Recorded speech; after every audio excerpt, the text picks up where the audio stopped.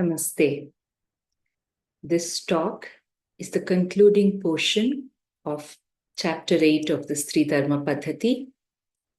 The previous two videos on Daily Puja and Swastika covered the earlier sections of this chapter. In this talk, we will cover the portion about the Rangavalli, or the Rangoli, as we call it colloquially. Along with watching this discourse, it is important that sincere seekers follow it up by reading the relevant chapter of the book.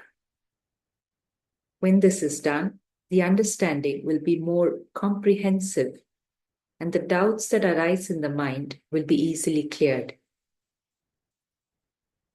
So, the Rangavalli.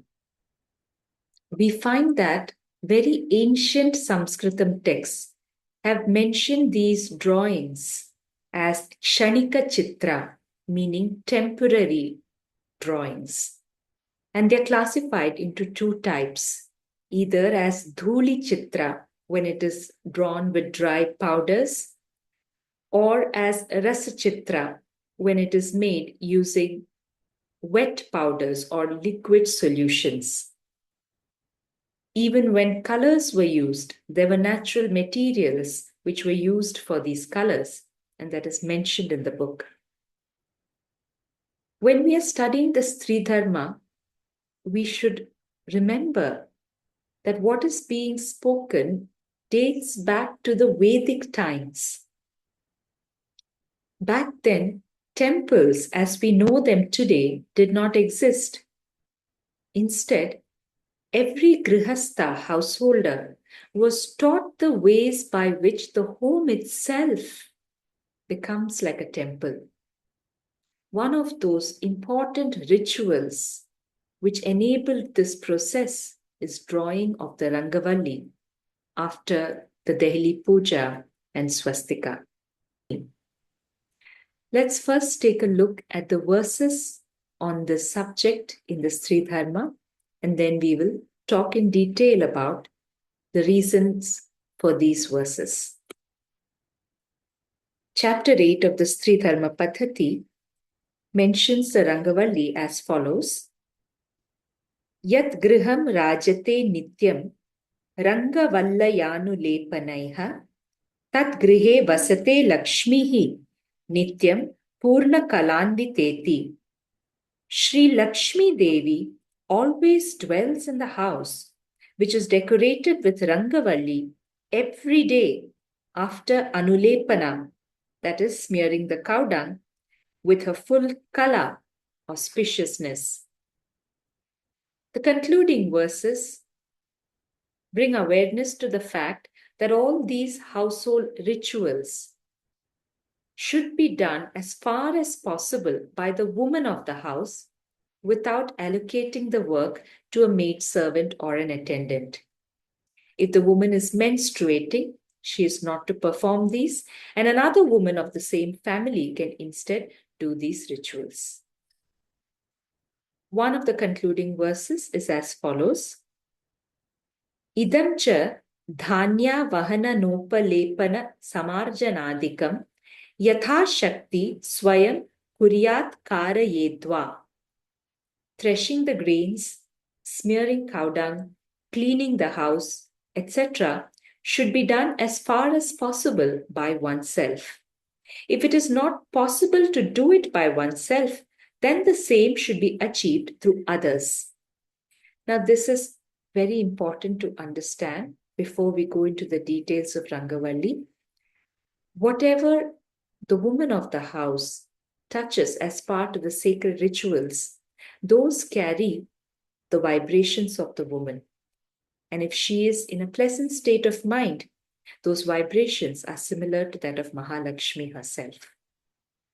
If it is done by, for example, the maidservant, as the common practice in many urban homes, and if she is in a state of mind where she's stressed out, or if she's in a hurry to complete the work, then the vibrations of the Rangavalli that is drawn by her will also carry those same emotions. So that is why the Shastras say that all the things that are done in the morning are to be done by the woman of the house as far as possible. If not, she should get it done through others. Now we will come to the actual practice of drawing the Rangavalli. The purpose of drawing the Rangavalli can be understood through different aspects. One, how it impacts the woman who is drawing it. Two, how does that transform the vibrations of the home itself? And finally, why do the Shastras say that a home where the Rangavalli is drawn every day is the abode of Sri Lakshmi herself? First, let's look at how the process of drawing the Rangavalli impacts the one who is doing the drawing. When the powder is dispersed, it is to be done by pressing this portion of the index finger. The index finger in Sanskritam is called Tarjani, and this point of the index finger is called the Tarjani Marma. So when one applies the Rangoli by pressing this point and by dispersing it, that is, the powder applies pressure on this point, then we actually activate the functions of the Tarjani Marma. A marma is very similar to the Chinese acupressure points. The index finger carries the energy of the Vayu Tattva or the air element. And this particular Tarjani Marma is capable of regulating three important Vayus in the body. The Apana Vayu in the colon, the Udana Vayu in the diaphragm, and the Prana Vayu in the lungs. So even if a woman wakes up in the morning and she's feeling stressed out or disturbed because of which her breathing is also not regulated, just the act of pressing the Tarjani Marma and drawing a neat kolam or rangoli can change the way she feels by the end of the exercise. The second important point is the position taken by the woman while doing the drawing. Typically, women who are able to do so do it in the forward bending pose. In yoga, this is called the Paddhatih. Paddhatih improves the flexibility of the back muscles. It provides a gentle massage to the digestive organs. It helps to reduce the abdominal fat. Because of the forward bend, it helps to reduce the stress by lowering the blood pressure. It also calms hyperactive behavior. Without even realizing it, women end up standing in this yogasana easily for 15 to 20 minutes. And if the kolam is larger, then she ends up standing that way for up to half an hour. And all the benefits of that particular yoga asana she is able to experience. The other position assumed is that of malasana. This is the squatting position. Malasana goes a long way in regulating the apana vayu. Apana vayu is what governs the activities of excretion and reproductive functions. So menstrual and reproductive health is beautifully regulated by standing in the malasana or squatting in the malasana position while drawing the Rangavalli. Then if you observe the designs itself, ideally, these should not be freehand drawings. They should follow the rules of mathematics in the way the dots are numbered, in the way there should be symmetry, both left, right, and top down. So an ideal drawing should be such that each side of it is a mirror image of the opposite side. When it is done in this manner, all the parts of the brain are well exercised. So if we are able to draw the image on the left And the same thing is mirrored on the right. And if you're able to draw this with ease, it means that both the left and the right hemisphere of the brain is well balanced. So this is how even the action of drawing the Rangavalli improved the mental health of the woman, brought her into a state of emotional stability. And actually, it is meditation in action. Now we will come to the actual drawing itself. It is fairly well known now. Several research papers have mentioned that rules of mathematics, including advanced mathematics such as calculus, is found in the Rangavalli designs. What difference does that make? Mathematics is the expression in numerical form of the very laws of nature. If we closely observe whatever occurs in nature, whether it is complex things like the shapes of the Milky Way and galaxies, or simpler things like the arrangement of petals in a flower, or leaves in a branch, or the way in which a tree branches, or even the way in which the cones are arranged in a pine, all these follow these mathematical principles of having the Fibonacci series being of symmetry, proportion, of the fractal nature, and so on. It is not surprising that these very principles are there in the Kolam, because ancient Bharat had very advanced mathematicians, what we today call the Fibonacci series, named after an Italian mathematician. Even before it was known in that manner, it finds mention in the work of the Indian mathematician Pingala. So it is no surprise that Indians used these methods in the day-to-day drawings of the Rangavalli. When the Rangavalli is drawn in this manner, using the principles of mathematics, it is no longer an ordinary diagram. It becomes a yantra. Just as men invoke deities through mantra because their body can handle those frequencies, women were given the ability to draw yantras by which those same Devata Shaktis could be invoked and brought into the space without the need for a mantra.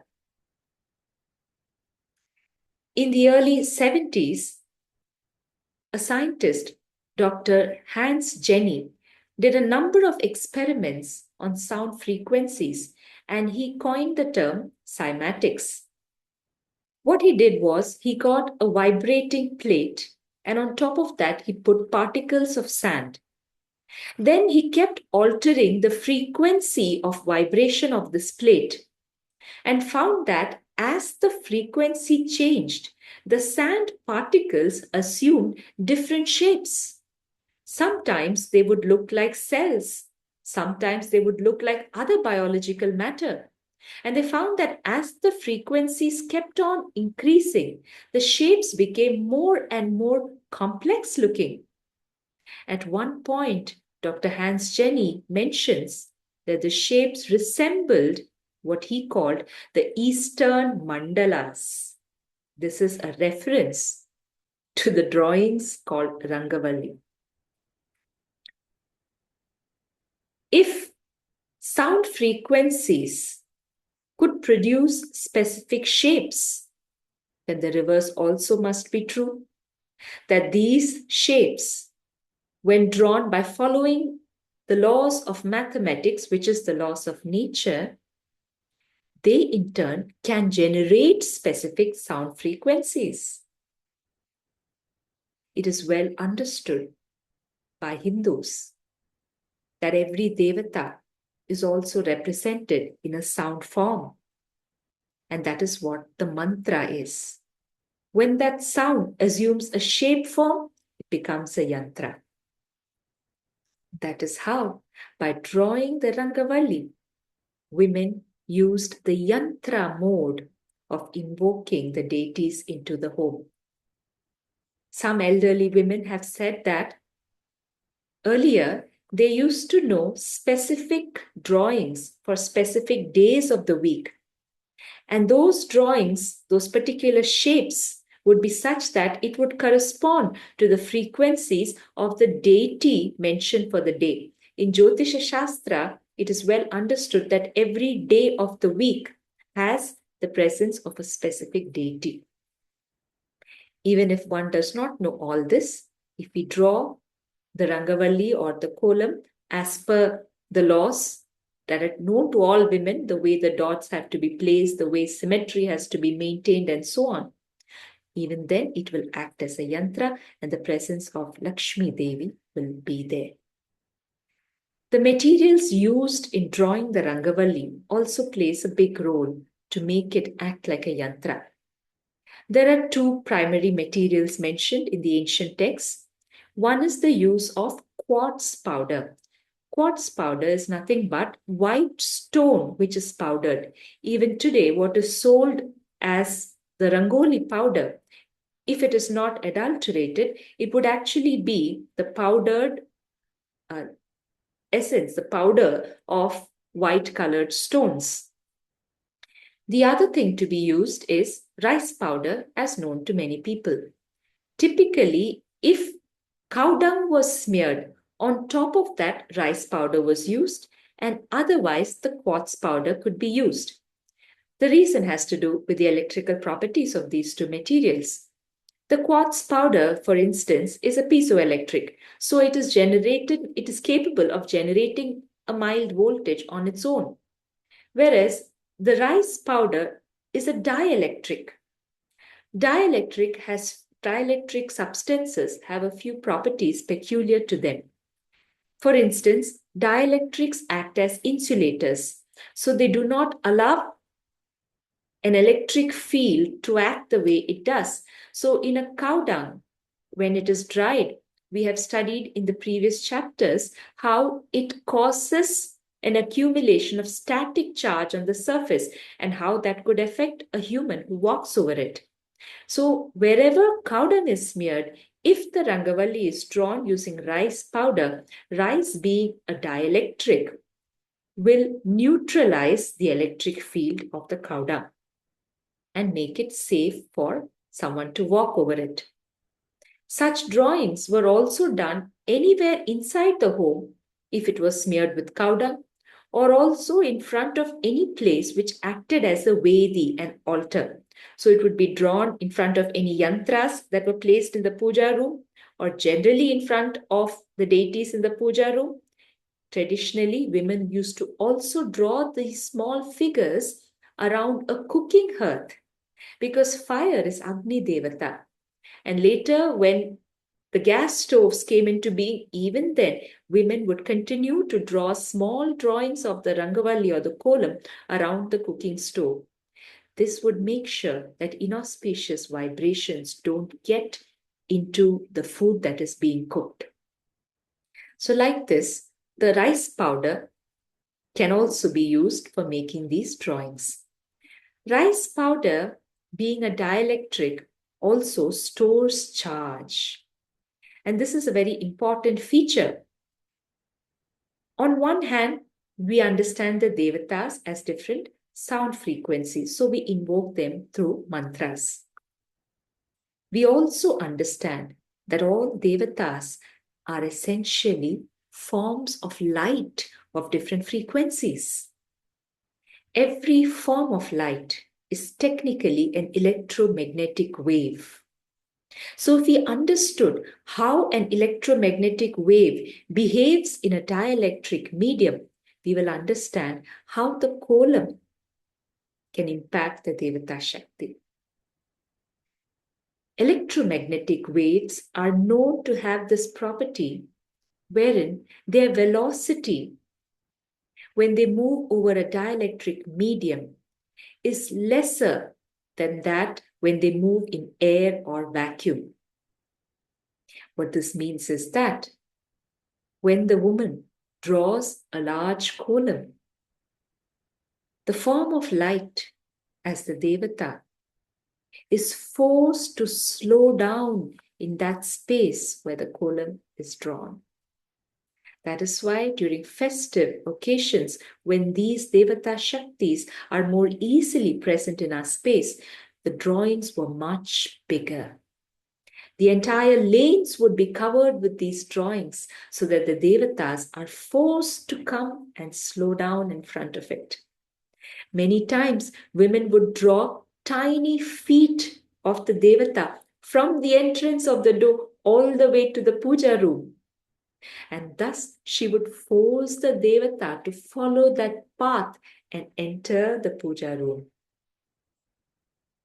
Every ordinary woman who can carry the auspicious emotions of Mahalakshmi, whatever she draws, has the vibrations of Mahalakshmi. That is why it is the women of the house who have to draw these things and not the man of the house. For men, they invoke the deities through mantras because they have a formal relationship with the Devi, Devata Shaktis, especially with Mahalakshmi. But for women, it is said that her very form is the embodiment of Mahalakshmi. That is why the woman of the house is called the Grihalakshmi. The husband is not called the Griha Vishnu. So when women are able to let go of the inauspicious qualities of that frequency and retain only the auspicious qualities, she becomes more and more like Mahalakshmi, because in terms of frequency of vibration, it is the same for a woman and of Mahalakshmi. For a woman to stay in that pleasant state, there is a role to be played by the husband also. Every man should realize that in the home where the women are not happy, the grace of the Divine Mother cannot come. It is in recognition of this that Manu says very clearly, Yatra naryastu pujyante ramante tatra devataha yatra tastu na pujyante sarvas tatra falaha kriyaha. Which means where women are worshipped, there the gods rejoice. Where on the other hand, women are not honored, all rites are fruitless. The Shastras do not just say respect women, treat women well. They say consider women as pujaniya, worship worthy, because her form is of Mahalakshmi. So in a home, if any rites or rituals have to bear fruit, the grace of Mahalakshmi must be there, and that happens to the very body of a woman. So it is the woman who transforms the home into a temple and brings in the presence of the Divine Mother through these sacred rituals. Shri Matre Namaha.